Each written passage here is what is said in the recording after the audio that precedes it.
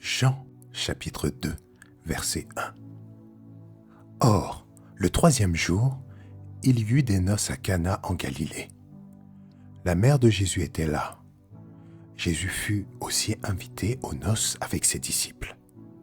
Comme le vin venait à manquer, la mère de Jésus lui dit « Ils n'ont plus de vin. » Jésus lui répondit « Que me veux-tu, femme? Mon heure n'est pas encore venue. » Sa mère dit au serviteur « Faites tout ce qu'il vous dira. » Or il y avait là 6 jarres de pierre destinées aux purifications des Juifs et contenant chacune une centaine de litres.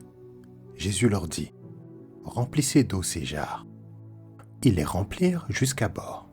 « Puisez maintenant, leur dit-il, et apportez-en à l'organisateur du repas. » Et lui en apportèrent.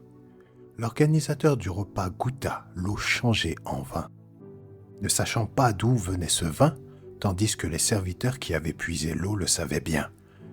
Il appela le marié et lui dit « Tout homme sert d'abord le bon vin, puis le moins bon après qu'on s'est enivré.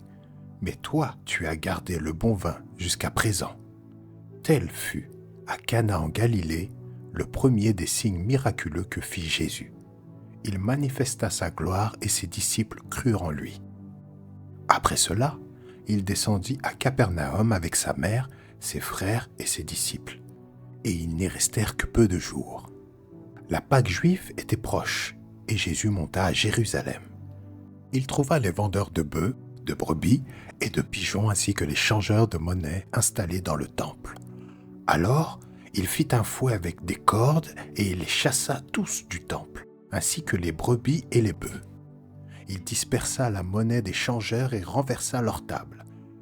Et il dit aux vendeurs de pigeons, « Enlevez cela d'ici, ne faites pas de la maison de mon Père une maison de commerce. » Ses disciples se souvinrent qu'il est écrit, « Le zèle de ta maison me dévore. » Les Juifs prirent la parole et lui dirent, « Quel signe nous montres-tu pour agir de cette manière ?»